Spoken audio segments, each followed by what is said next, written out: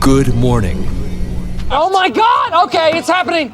Everybody stay calm. What's the Everybody procedure, stay calm. everyone? What's the procedure? Stay calm! Wait. Everybody just calm down!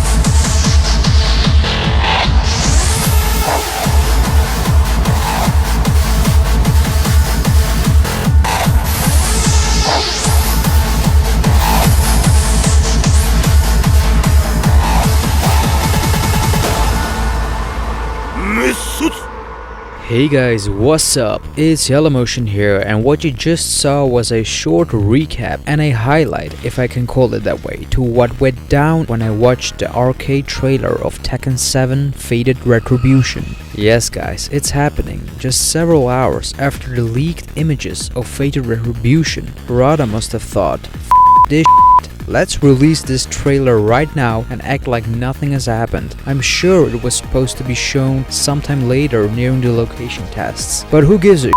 It happened, we're all happy, we're all hyped, we can't wait to play this game, and I'm ready to talk about it. So let's do this.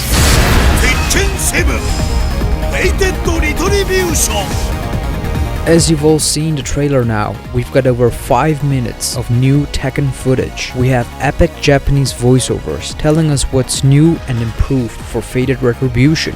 And I'm going to cover each topic one by one, giving you my full thoughts, explain them and discuss them in depth with you about it. And there's literally so much to talk about, like the new system mechanics, featuring the new rage attacks and improved rage arts and the power crush moves. Secondly, Akuma and his very first new gameplay featuring his EX meter, his Street Fighter mechanics, moves, animations, attacks and defenses, but also the seamless integration of his Street Fighter gameplay mechanics into the 3D fighting world of Tekken 7. The Tekken team project made it possible to play Akuma that plays like a Street Fighter character in a Tekken game. Yes guys, Harada pulled it off, what Capcom failed to do with Street Fighter X Tekken. And certainly not to forget the graphical updates, the enhancements, the customizations, animation, poses, new stages, and especially the new costume designs of the characters as well. So as you can see, there's lots to cover and to talk about, and therefore I want to take my time with each one of these topics. So in this first part, I'll be talking and covering the new system mechanics, and in the following videos to come, I'll be covering Akuma and the visual side of Tekken 7 as well. So let's get started with this one.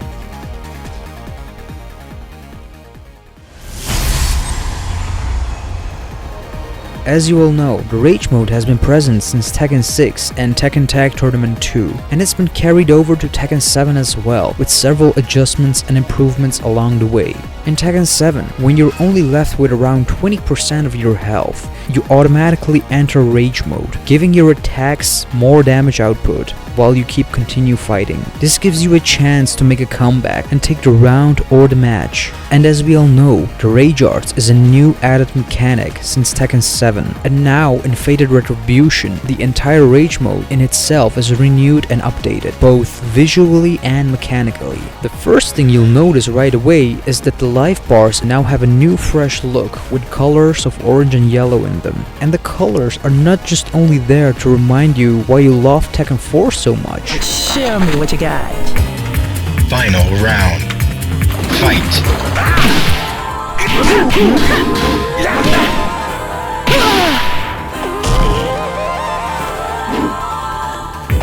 You win. Just like many things actually remind me of Tekken 4 when I see Fated Retribution, like the many similarities with the logo, and the many similarities of the new default costumes that many characters have gotten.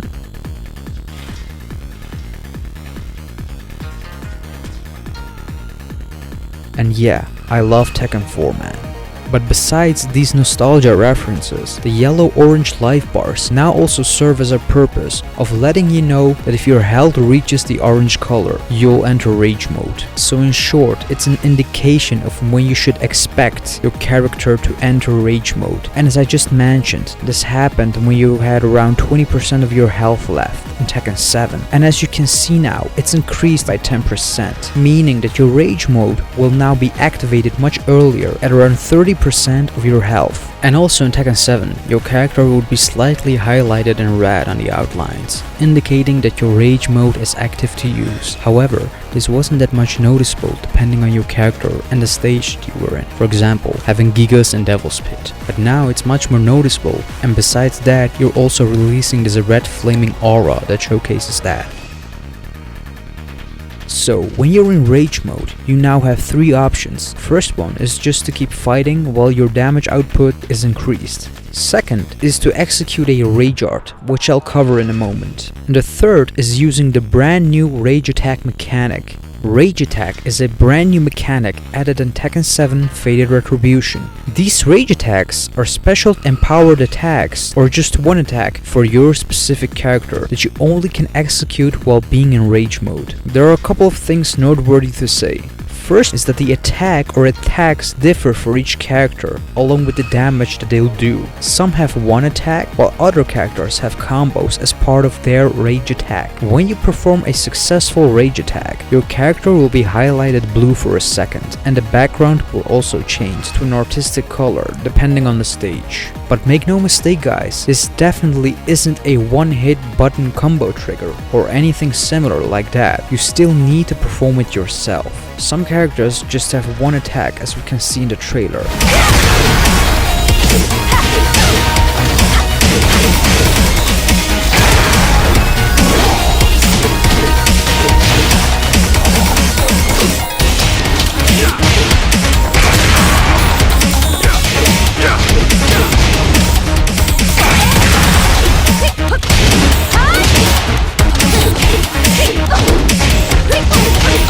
While others have exclusive combo moves as part of their rage attack.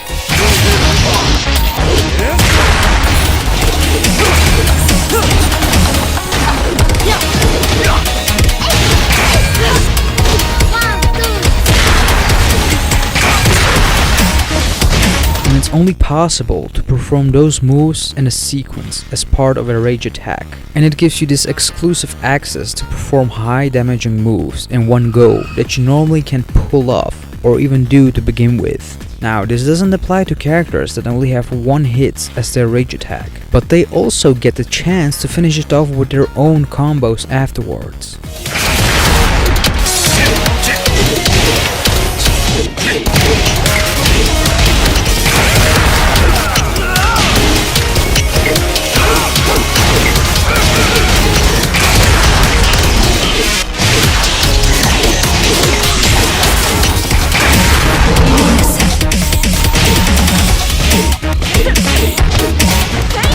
But make no mistake, when you're doing your rage attack in the middle of a combo, then it won't deal much damage afterwards. The same as when you trigger your rage art in the middle of your juggling combos.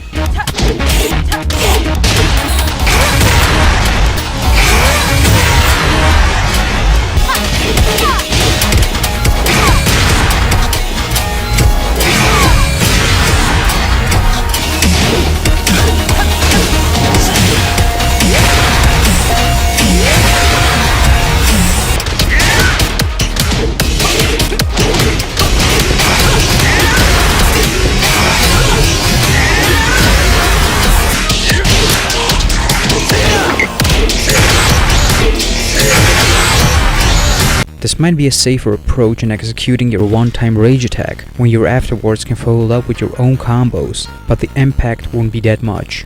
But as long as you know what you're doing, you can inflict some heavy damage. And also, the rage attack can be blocked, meaning that you'll only get one chance to perform your rage attack.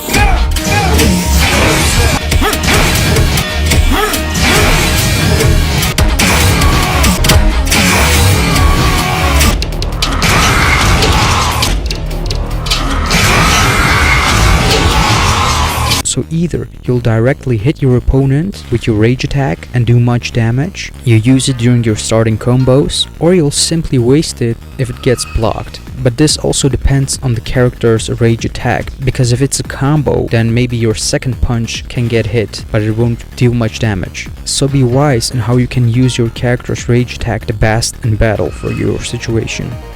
Now let's break a rage attack down even more to understand and see how it actually works in gameplay. For example, we see Jin's rage attack. He performs several moves in one go. First, he does his right roundhouse punch, followed by his thrusting uppercut, and directly after that comes his leaping sidekick, finished by his corpse thrust. Seems very complicated to do this in one go, right? Well, yeah, it is, and that's where the rage attack comes in, giving you that exclusive chance to pull this off with just these inputs combined, and it's only active as your one-time rage attack. So this makes the rage attack mechanic another powerful tool in gameplay, and as an alternative variation to people who don't want to use the rage arts, and instead be in control of the outcome of the match. So to sum it up guys, each character has their specific empowered rage attack and is only available when you're in rage mode. It's up to you to decide whether you'll use your rage attack or your rage art. After that, your rage will be gone. This makes it more appealing for beginners but also for pro Tekken players. So in the end, this leaves you with two new major mechanics to decide what's the best for you in your current situation when you're playing the game. Either keep fighting, execute a rage art or a rage attack, giving the possibility for pro players but also for beginners a chance for a comeback and taking on that round. And to me that sounds pretty exciting, making it more exciting during the matches and for players to interact with it. The rage art as well have been improved and updated, not only in their visual looks, with new variations, new animations and cinematic camera angles that are more dynamic, but also much under the hood itself. When you're in rage mode, you can inflict even more damage with your rage art, up to 50%, depending on your remaining health. As shown in the trailer, the much lower your health is, the bigger the damage output will be, making it another reason for you to decide and implement it during your gameplay. But this is not the only thing that's changed about the rage arts. Like we've seen in the previous trailers, the cinematics and the showcase of those rage arts are now quite different. But what I now also think is completely new and implemented into Fated Retribution is that you're able to do and execute different finishing variations from your current starting rage arts. For example, we see Dragunov starting his normal rage art, and from there he moves to another finishing variation. It's almost like Lucky Chloe's rage art from Tekken 7, where we can have different finishing variations, but this time completely new ones integrated and animated into Fated Retribution. We don't see exactly how it works in the video, and the announcer doesn't explain it either.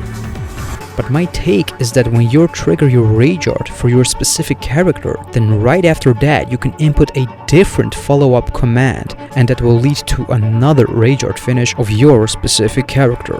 As we see in Dragunov's example, it would be something like this. You input your normal rage art command, and quickly after that you press 1-2 for example, which leads him to do his brutal new executioner finish.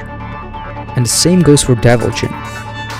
As we can see, he starts with his normal rage art, but then he has a new finishing move. And now when I've watched this trailer, it made me rethink completely on Nina's rage art as well, that I briefly explained in my Nina trailer analysis video. Because if it really follows his new system that I'm assuming, with hidden inputs to make your rage art more interactive, then the same will also apply for Nina as well. After all, Nina's taking some time to do her spinning around her opponent, which implies you should have actual inputs to attack and inflict even more damage to your opponent during the time. And if that's the case, then it also makes up for that one arm break that she does, and basically it makes up for her entire rage art as well. After all, Nina is a silent assassin and a rage art should at least showcase that vibe, because if Nina wanted to eliminate her target, then she would do it quickly and deadly, not long like this with just the spinning. And now I'm also pretty sure that she might have different outcome variations as well, just as we've seen with Dragunov and Deviljin, you know, like breaking a leg or a neck as an alternative instead of just one arm. And I'm really starting to think that all characters have these new improved and interactive implementation of their current rage arts.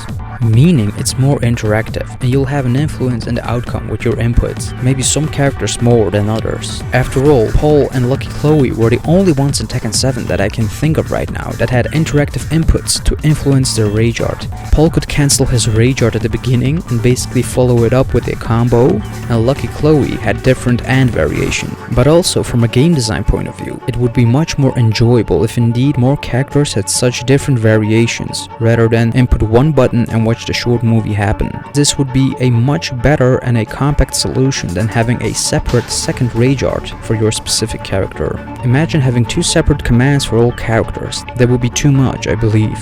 This is me just speculating on it, because we clearly haven't seen how it exactly works, but it makes so much sense for me, and I'll have to say that this is quite an eye-opener, and we'll get to know it for sure for Nina and the other characters as well, when we see more real gameplay on the location tests in Japan, and I'm really looking forward to it.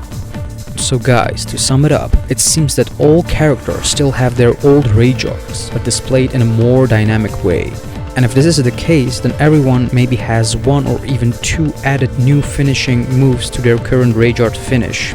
And I'm very excited about these new mechanical updates and changes and how they are now implemented much more better into the gameplay of Fated Retribution, giving you truly a few good options in scenarios where you think it's not possible to win or take that round. Whether you're a beginner to the franchise or a die-hard Tekken player, either way you'll have to deal with it and take these into your consideration, because it can always backfire on you with an unexpected rage attack or a rage art. In Tekken 7 this could be easily avoided in my opinion, because when your opponent was in rage mode, you basically only could expect a rage art from that player, and if you know how to block it, it wouldn't be that much of an obstacle to think about it. And whether this new system will be stable, not misabused, spammed or even broken, we yet have to see on how it's going to be received and implemented into the gameplay.